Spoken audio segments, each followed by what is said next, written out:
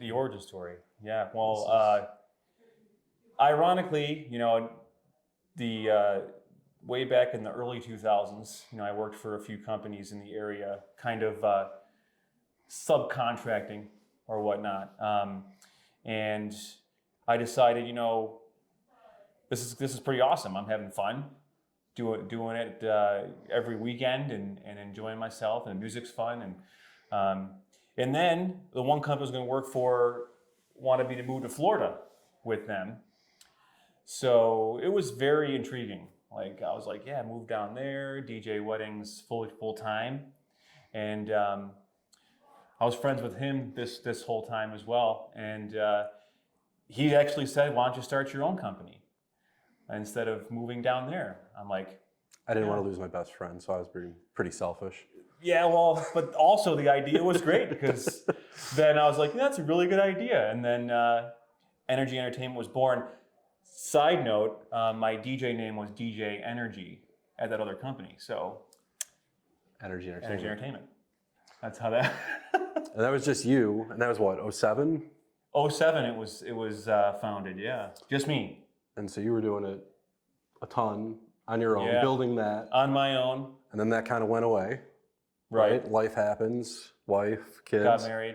And then I was kind of DJing just as a hobby, which I guess every DJ kind of starts out as just like a hobby, something,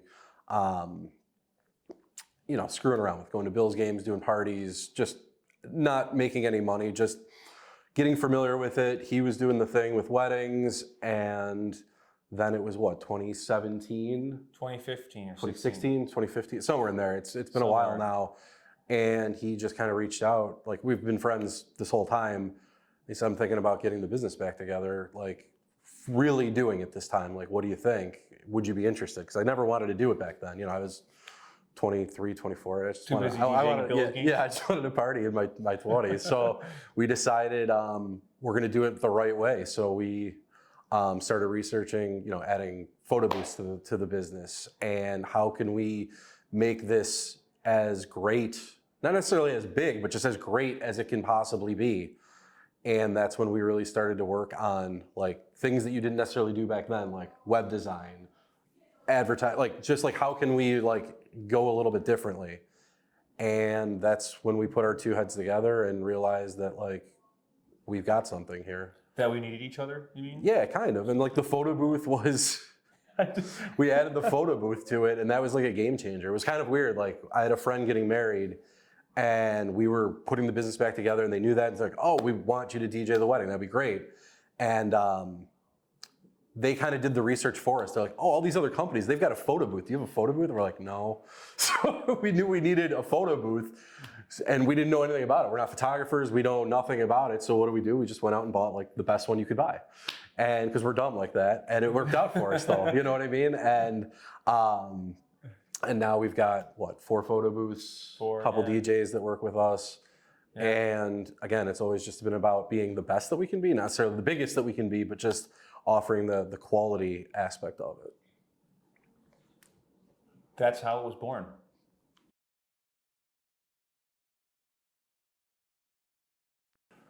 What did I want to be when I was growing up? Well, not a DJ. Because, when you're younger, when do you hear about, I loved music back then, but you never really think you could do something like this. Obviously, the stereotype is like, oh, every kid wants to be a fireman. Well, my family was all in the fire department when I was younger, so it was very like, oh yeah, I wanted to be a fireman as well. But then as I got older, ironically, I wanted to be an architect, which is weird because I can't really draw that well. All the great architects. Right, yeah. Great drawers. Back then, they didn't have computer programs That's that would be able to like put together like an architectural drawing. Yeah. So I would sit at home in my fake office, where I had, a little, what do they call that notebook back then? The one that looked like a cow. The composite notebooks. The composite notebook. Or composition. Composition. I had one of those, and I'd make these little drawings of rooms and buildings, and then I'd go to my mom and dad, and they'd be like, wow, that's great. As a 6 or 7 year old, you're like, this is really fantastic. So then I got some Legos, and I started to like build the drawings that I would create, and they looked absolutely fantastic in my mind, but looking back, they were just awful. But then even further, which is kind of crazy, my cousin also wanted to be an architect. So we would get together and compare our drawings, and we'd get popsicle sticks and glue and try to make stuff. It never really worked out, but it was fun. And that dream died when I found out, I really wasn't great at art. I can't even draw stick figures. So then I went into music, and here we are now. How about you, Dan?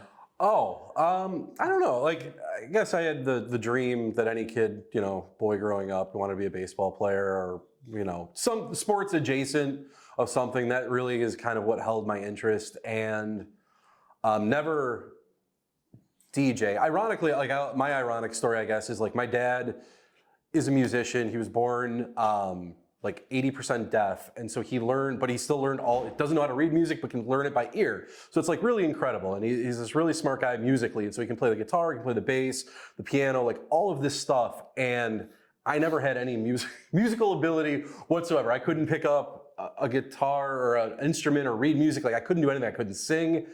And then it's kind of ironic that later in life I kind of found like DJing as like my musical ability to be able to like listen to music and put it together and kind of read a room and like know what everybody else likes and kind of apply that. Like it's kind of weird that I found that kind of gift later in life as opposed to thinking that would be very obvious as a young age. Like everybody in my family can like do something musically and I just couldn't do anything, and it kind of popped up later in life. So like I know, growing up it was going to be something sports adjacent. That was really the only thing that held my attention long enough to want to do. I never really loved, even though I was good at school, like I could do all that stuff, but I just didn't care about anything. I never found a passion. I didn't want to be a doctor. I didn't want to be a fireman. I know that they knew that much. Sorry, I know. I know you did, and you would have been a great. You would have been a great fireman. I was a fireman at one time. I know. But I just decided to let that go. But I was great. I know. Yeah. I know. Sorry. But yeah, no. It's okay. But yeah, like I was kind of really went through life kind of the attitude of like I would figure it out and something would find me sort of a thing, and this is really kind of what found me. And it just kind of was like I've always been a people person. I've always been able to talk to people. Like it was a lot of like retail, like after high school and stuff like that, and like dealing with the public and working with people, and the gift of conversation was always really good. And so this kind of idea of like owning your own business, dealing with clients, and kind of bringing it all together really kind of found me accidentally, and it's just been like a really cool fit to like have it find me like that.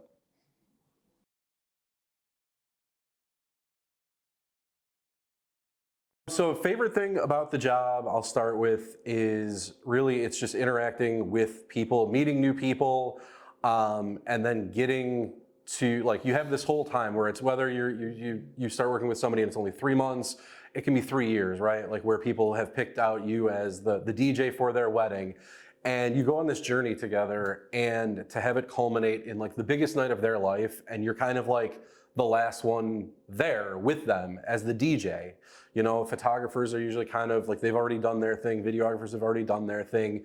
Catering staff, it's not really a personal relationship, but like with your DJ, you've worked with this person hand in hand for a long period of time, and you had this vision of what the ceremony was going to look like, what the last song of the night was going to look like, these special moments in between, and to have that culminate and like you get to the end of that road, and to have the bride come up to you and give you a hug, or the groom come up and shake your hand and just say like, this was the best night of my life. Thank you so much for everything.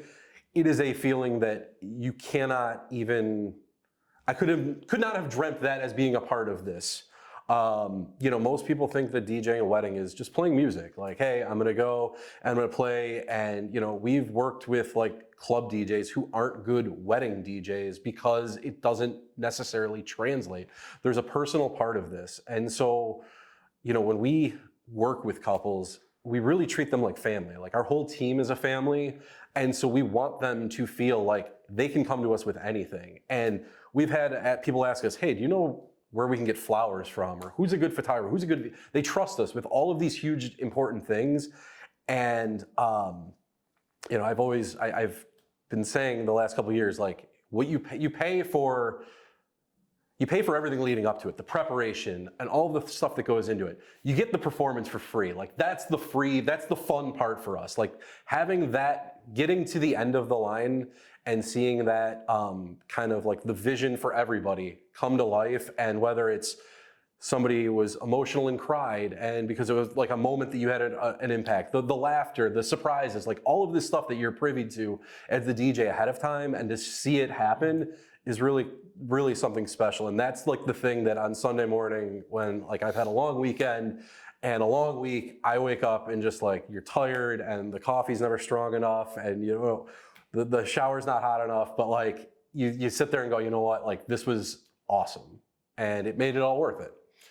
On the flip side of that, like the stuff that nobody really sees is kind of the hardest part about just being in business in general, not necessarily a DJ. Like DJing is stressful, so there can be stressful moments, right? Like all eyes are on you at times, and if something screws up or whatever, and like you don't want to have that happen on your watch, but like if you're prepared and you've got a plan, that kind of is secondary as far as like the hard parts of this job. It's the other stuff. It's making sure all the taxes are formed, all the payments, the this, that, the other, the back end stuff, right, is just like the hardest part about that. It's that, like I said, like the Monday through Thursday of this job never sleeps. So like we've both got families, we've both got other responsibilities. We're both working 60, 70, 80 hours a week sometimes. And it's not that I don't mind the hard work, it's just some of the stuff is tedious, and like that's not the fun part. DJing and seeing me out there dancing, and like that's the fun part, that's easy. No matter how stressful it might seem, it's the hard part is that other stuff. That's because I do all the other stuff. That's why it's hard for me, because I see you struggling with it. Yeah, and so, because it's so hard for me, I have you do it. That's right. And it turns out to be great. It's hard for you to see me go through that, isn't it? It is. Well, you complain about it a lot, so that's why I know it's so difficult. Okay, so I'd have to say my favorite thing about owning a business is it's kind of like people always would say like, oh, what do you like? What's your favorite? What's your self-gratification? How are you doing in your business? And I would say watching it grow and then seeing the long-term relationships you're getting with owning a business, I would say is my favorite thing about it. Because you can leave an impression on someone and then have clients for the rest of your life, because they have family that needs your services or their family needs something. So I think it all sends back to the word of mouth. And I think that's my favorite thing. Just hearing people come up to you anywhere and say, wow, you did this for me, you did that for me, and you DJ'd my brother's sister's wedding, you were fantastic. And it kind of just keeps going on, and then you get that constant recognition from like one source. So you actually have to look back at that and say, wow, I really left an impression on someone, and now you have a client for years. I think the ultimate recognition and seeing it grow, seeing the reviews you get back from it, is huge, because the work is hard, and you go there and you're grinding every day. And like Dan said, kind of piggybacking on our job, a lot of clients, brides, grooms, whatever the case, they actually say, you know, the DJ is the most important part of the wedding, one of the most important parts. So like he said, there's a lot of pressure on that. There's a lot of pressure on it. So when you look back and see all these relationships, all the good jobs that you've done in the past, it's just remarkable to say, wow, that was us. You know, that was us. We did that. We did these people's weddings. We made their dreams come true, which actually a bride actually said in a review. They said, we made your dreams come true. So they made our dreams come true. Your dreams are mine. You made my dreams are fine. Their dreams already coming true. Your dreams coming true every day. I mean, every day. Every day. The worst part about owning a business, I would have to say, not the taxes. I think I don't mind doing that stuff. I like sitting in front of a computer and doing that stuff. That's why we're a good partnership. I don't mind that stuff. It's kind of like knowing that the work's getting done. Like it's kind of a, what do they call satisfying to see like you're doing it. You're doing the taxes, and everybody hates it, but I love it. Good. What do I not like? Probably The heavy lifting. Yeah, that's Like physically? physically. You don't like lifting things. It's just everything's so heavy, like because we have the best stuff. I hadn't considered that. We have the best stuff, the high quality stuff, and it's just so heavy. Like, and we're getting old. Young guy like you, you're in shape. You got this. Yeah. Come on. It's like I gotta stay in shape to be a DJ because everything's so heavy. It's something people don't consider is like the physical demand Yeah. that it is. Like at the end of the night, I probably drink, I mean, I'm estimating this. It's got to be a gallon of water, and like it goes right like and I'm still dehydrated the next day, and that's It's just brutal. like I feel hungover the next day, but it's not even like there's no alcohol. It's just from literally you're doing so much physically. So I guess that the heavy lifting. the heavy lifting. You don't. I wish someone could I wish we had like roadies who could go set up the stuff for it. We should look into that. We should set up the stuff for us. We show up as like the DJ. Like, look at us. Like doing a there's sound stuff. check, just coming on stage. stuff You right know, there, yeah. it's all set up. Okay.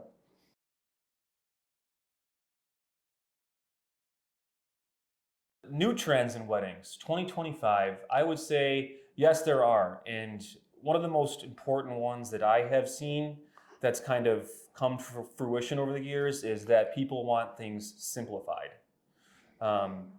And what I mean by that, if you're looking at weddings in general, is they don't want to have this crazy circus going on with their party, because things can get out of hand quickly when you have, 30 to 40 people standing up in your wedding, which was when I started DJing in the early 2000s to the mid 2000s. Big wedding parties were a thing. Like everyone needed 15 people on each side, and it was just to get them all lined up for introductions was an undertaking. It was crazy because you don't know who is. They're off here. They're still partying. They're at the bar. You never know. So I think one of the most important trends I'm seeing is people want things simple. So you're seeing that sometimes less people in the wedding party, no people in the wedding party. We've seen just bride and groom, maybe just best man, maid of honor.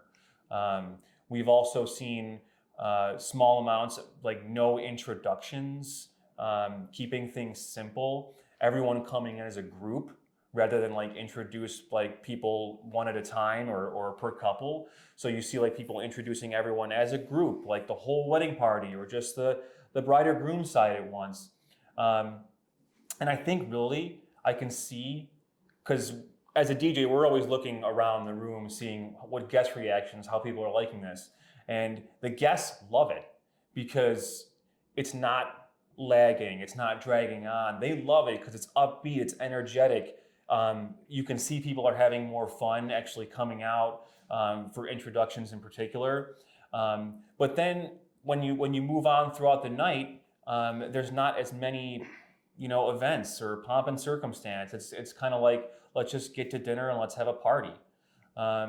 So I think that is one of the trends I'm seeing because I've been DJing for over 20 years now, 23 years to be exact. So when I started, it was just everyone wanted everyone. If you knew, if you had a friend from high school that you talked to once, they're going to be in my bridal party. I got to have them.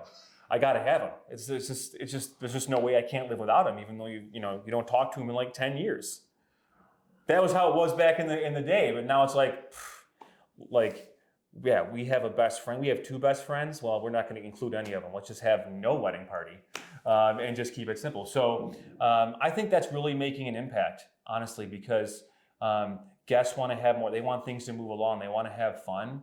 And it's really important when you're planning a wedding to consider your guests. What will they like? And instead of when I was getting married, I basically said, what is everyone going to want? I don't care what I want. I have my likes and dislikes, but I want to entertain my guests. I want to know what they're going to listen to. I have my music preferences, which is 70s progressive rock and metal. I'm not going to play that at a wedding. No. You know what I mean? So a lot of people are really taking into account what their guests are going to want. And I think it's really making an impact, honestly. I think for me, and it's something that I've seen over the last couple of years, really actually like post-COVID, I would say, is like I can kind of draw a line pre-COVID, post-COVID, where pre-COVID, it was a lot of very traditional weddings, a lot of very traditional like, hey, my mom wants me to toss the bouquet, so we're gonna toss the bouquet and we're gonna do the whole ceremony. Then COVID happened and everybody really had to like simplify and like you said, kind of like really hone in on like, okay, what are we focusing on here? And then like post-COVID, it's kind of found this like really weird, not weird, but like unique space where it's everything. And I think that couples making it their own day more so than ever is something that I'm just seeing more and more. And so like we have our own app that we use for with couples, and they're able to take this app and like we have a template of from prelude music, which is guests arriving, like the background music, they can pick all of that stuff right through to last song of the night. So like everything in between is kind of completely customizable. And we have a basic template that has everything. And more I'm finding that people are just doing the stuff that they want to do in the order that they want to do it. People aren't even cutting cakes anymore. Like it is really just, you know, to you saying like simplifying, I think it's just really the tradition has gone out the window and the new tradition is to be non-traditional. Like it's just couples are doing what they want to do more than ever, and it's really awesome to see. So, you know, we've gone into this forever and we've always told everybody like no two weddings are ever the same. And it's more true than it's ever been because you can go and have two weddings at the exact same place. You know, Friday night you can be at a place and Saturday you can be at the exact same place and then be completely different. The order, where they did stuff, how they did it, you know, who is involved with all of this stuff. And there is no, you know, people, how they're doing their dances, when they're doing their dances, like it's just everything is unique. And I think that is really keeping it fresh for, like you said, like guests at weddings. It used to be, all right, cocktail hour, okay, toast, okay, dinner, okay, cake, okay. And like, you're just sitting around waiting for something. And now it's like, oh, we've got stuff going on. We've got this, we're gonna do this, we're gonna, you know, and oh, where's the bouquet toss? Oh, we're not doing the bouquet toss. Okay, no cake, no cake. And so it's just kind of new and different each time. And I think it's kind of, again, re-energized everybody towards weddings. Energy. Yeah, come full circle. It's all come full circle. That's really what I'm like most excited about in 2025 and moving forward is not one thing that we're doing at a wedding or another thing, or, you know, I could say Cold Sparks or Photo Dash or like some of these trends that kind of come and go, but just like couples really making their wedding their own thing and having a say in it and not kind of falling for like these old traditions and being stuck in them. Yeah, and they can omit events, and with our app, you know, we remain in constant contact with them. So like we see exactly what they're doing all the time. So if they email or call us with a question, we're like, oh yeah, we saw that you just put that in there the other day and made that change. They're like, wow, you did? Yeah. I'm like, yeah, we're pretty good at what we do. You know, so ultimately, you know, you can cut that if you want, but that's the truth.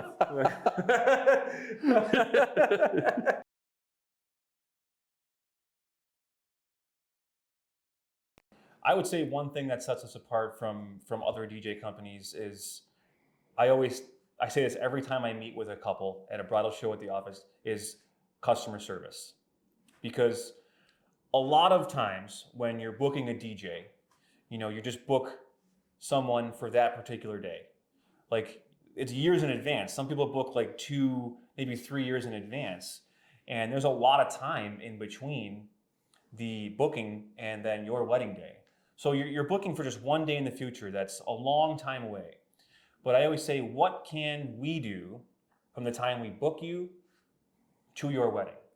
And I think that's super important. I think that's what sets us apart because we're always looking for ways, and we've said this before, but we're always looking for ways to make it easier for our clients. What can we do to make your life easier? Because you're planning so much stuff out. You're planning from flowers, limos, dresses, tuxes, venues, food. What's all this you're going through? All this crazy stuff. So we want to make your job easier with us. And everything we've implemented with our business, from our app to our platform where we make payments and contracts, being available 24/7. We're always going to be there for a response right away. Like I want to get to your email right away, or your text or your phone call. just to not leave you in the loop. I know people don't like to wait for answers. So I think it's the customer service side of things, and it ultimately shows in our reviews. When you look back at all our reviews on all the platforms, Wedding Wire, Google, all those platforms, you're going to see a lot of people say they were really good people. They were great to work with. Not just, oh, their music was fantastic. They were great DJs. The dance floor was packed. That's all fantastic because that's what we do. But that's what we always knew we were good at. We wanted to make things easier. We wanted people to see how nice we could, how great we could be to them, and ultimately make their wedding party, come to life throughout this whole process, not just one day. We're not just gonna, wait for your day to happen until we actually come alive. We're gonna be there for you every step of the way, and I think that really shows, throughout our reviews, from what other people say about us. That's one of my favorite things about this is to say that we're constantly focused on what we can do for you throughout the whole process, not just one day. And I think, like, to piggyback off that, like, we've wanted to grow the business to be great, not necessarily like quantity big. So we've been very careful about like how we expand. We knew that we had a really good thing. Brad's been DJing for a long time, and he's kind of like our North Star when it comes to like how we've all kind of learned from that. Like, he taught me everything I know. I've got my own personality and my own style, but like, it's because of how he showed me the way of a wedding. So, our other DJs on our team, his brother, right? Like, we know that's somebody very familiar. You've known him a long time, right? I think so. I've known Gary a long time now too. And so like, we feel very comfortable with that. The other DJs that we have on our team, like, they've reached out to us basically to say like, hey, I'm interested in this. And we kind of went through a process with them to make sure they were good fits for us. And like, they didn't DJ a wedding for a year after they kind of came on board to make sure they knew this. And so like, what sets us apart is that familiarity. You're not getting somebody random at your wedding that this person just showed up and you didn't even know who they were, and they're just kind of back there, and they're one of the most important parts of the day. They're the voice in the room. Like, they've got the microphone. We want you to feel comfortable. We want you to kind of hire them more so than hiring Energy Entertainment. So like, you go through this process with us, and it is like family. Like, you've got us as the business owners that are kind of that back end. So if you have a question, we're gonna get right back to you. And then when you're going through the process with your DJ, you've got the app, you've got the ability to meet with them. Like, all of that makes a difference. And so, one of the things that I feel like as a multi-op sets us apart is that you still have the ability to kind of work with your own DJ. There are other DJs out there who they're just in for business for themselves, and it's real easy because when you hire that person, you're getting that person. Multi-op, it's a lot harder to do that. You're hiring the company and they get to send out whomever they want to send out. We've tried to kind of walk that line where you're still getting that personal family type feel to it, that personal interaction, while it's still a business.